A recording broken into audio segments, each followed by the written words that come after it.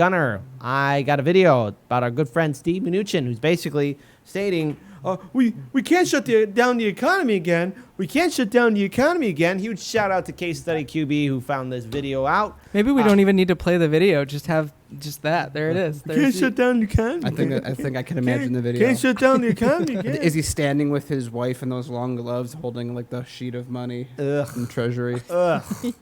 I got you. Gross.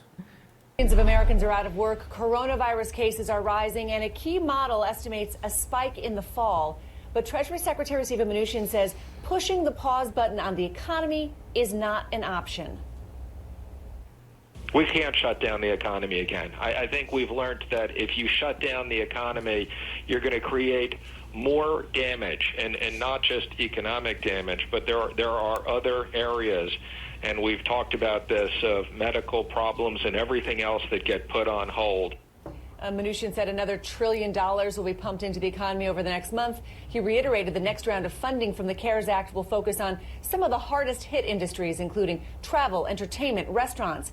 And the Treasury Secretary said he expects the restaurant industry to take up a bunch of the remaining funding from that Paycheck Protection Program. Earlier this week, Mnuchin told Congress he has continued to loosen the rules of that PPP program, but he does not ever plan on releasing the names of the borrowers to the public. That's drawing an outcry about transparency of taxpayer money being pumped into the economy. Yeah, that's pretty. Okay, so here's the thing. First, we got to realize that coronavirus, it's not going away. And there's real concern now that the numbers are going to be rising back up. And, you know, a lockdown was never going to work. There was a way around it. Returning things back to normal, that's not going to happen. But there was a way around it where we actually had a real UBI and not just one that's right now waiting in rings due to the fact that we all are seeing that the fact that the market can collapse again. There's nothing really keeping it afloat, save for Scotch tape at this point. There will be a fallout. The bottom will fall out. And guess who's going to be hit first? Us. And guess who Congress, in its infinite wisdom, are going to bail out? The top 1%. And then that's how they're going to send out that next stimulus check. We really needed a UBI, something permanent, a real Federal Jobs Guarantee Act. But no, we're not going to get that. And Steve Mnuchin's now really panicking because we built a economic system with smoke and mirrors. And it's so fragile that hypothetically, and it's not fair to really say this, but there is a possibility, however unlikely, that the U.S. dollar could be worthless. Maybe. And I know that's pushing the narrative a little bit too far.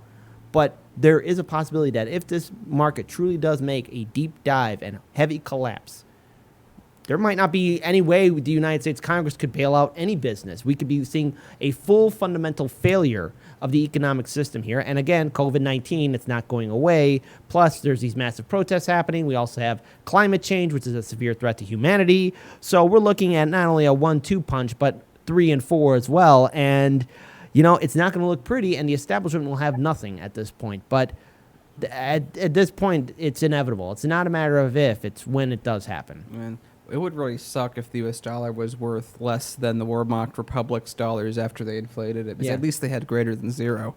Yeah. And again, like also looking at unemployment numbers, the number's at 40 million right now, but that number could rise up to 50 million, and I don't want to even say it here, but could we look at 100 million Americans on unemployment? You know what we should just do? We should just do what they did in Rick and Morty and change the value of the dollar from 1 to 0. That's how we get to the and you know what? But as funny as that is a potential scenario, and it's not to make everyone afraid. It's just our whole economic system is one big lie. We're kicking the can down the road, and we're the ones left holding the bag. So the thing is, yeah, let's call for these national strikes. Yeah, let's make sure we're protesting. Let's demand a UBI, a Federal Jobs Guarantee Act, because if Congress doesn't take real action to bail out the people first this time and actually really help us out, I dread to really think just how bad this collapse will be. And as we covered yesterday, we're expecting the bottom to fall out right around the start of August. That's when a lot of student loans will start getting collected, really mortgages and evictions start back up. So that's when unemployment ends, is right about, it's a little, very end of July, but effectively it's the start of August. And so as long as these protests can keep going for another, 45 days, even if they dwindle down a little bit, that's still going to be a big enough ember when a few million people get kicked out on the streets. Yep. Yeah. Agreed. Jose. No, I think that's a great point because I mean, people are going to want that coherency, especially because I probably will be a sucker punch like the 2008 financial crash. It's was going for to be a lot more of than a people. sucker punch, man. I mean, it's going to be. In the spirit of scarcity mindset, just a little self promotion for Fear and Loathing in the Windy City, where we kind of talk about hemp and sustainable systems. It's going to be the end goal of this solar punk series. It's also why it's important that we really attack the police state right now. As people's desperation goes up, we don't want the normalcy of police killing with impunity to continue. And that's also, why the real concern of like tackling the way our economic system, capitalism functions. The people that control the means of production are the people that have factories, that own the ways that our products get made in countries, hundreds of miles away.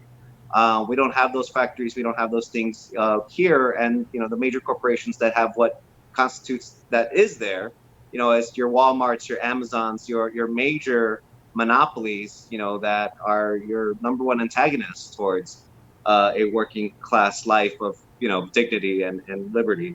Again, just reiterating, why we do what we do here and trying to illuminate things. What's happening in Seattle is as paramount as a model. I think, no one expects it to last forever, but not just a model of self-sustainability, but I'm also very concerned, and interested and responsive, like how do people see it dismantling apart? Is it going to be a negotiation with police? Are they waiting for things to come to force? Or is it going to be a kind of like, we proved that this model is sustainable anywhere in America, in urban America. We should be shooting for these things as the value of the dollar depreciates and our global trade, products like that and our systems that are depending on that are no longer in the hands of the masses. It's not exactly accessible anymore. And that's a good note to end it on. And I think as a final note too, this system that we have, it's only designed for the top 1%. And the thing is, they built themselves a world in which we don't have a place in it, but they also built themselves a world where they don't have a place in it either. And when the whole thing collapses, it will be the beginning of a new world, and it's up to us, all of us, to step up to make sure the establishment never does this again. I'm not saying anything won't be perfect, but vigilance is what's required. Compassion, dignity, respect for, and actually building a true republic that represents the people. This is going to be our time, and it will be challenging times. It will be difficult, but only together, as a people, as one, we can make that better future, not only for ourselves, but for the next generation to come. I want to really quickly, before Jose starts, remind everyone 3 things that you can do in this time. It's going to be even more important as everything collapses, that you can do individually to help change the future.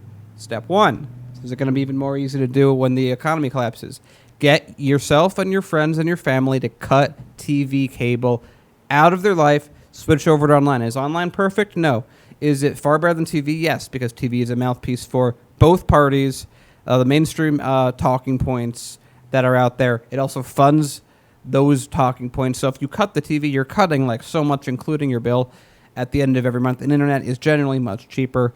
And all the services that go with it too, like Yeah. the things that you have to pay for if you want, like all that amounts to way less money than paying Yeah, for it's an cable. easy way to save money. A lot of people spend a huge amount on television. Step 2, find people that are either not political, disaffected. That's one thing I do. Whenever I talk to someone, like I've converted my banker to think that he just never thought about politics.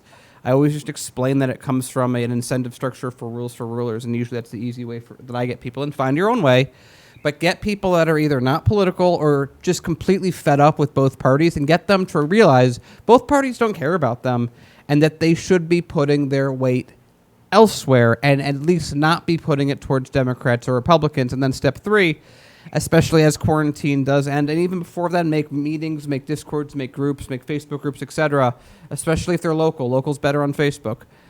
Get these people to talk together in a group. We have a wonderful group of people right here that we have in our chat right now, and you are guys are exercising awesome. exactly what I'm talking about. If you can get one person, if you're just talking one-on-one and they hear 5 other voices that disagree with you more often, they're probably not going to change. But if you get them in a community of people that think the same way, you're more likely to change their mind.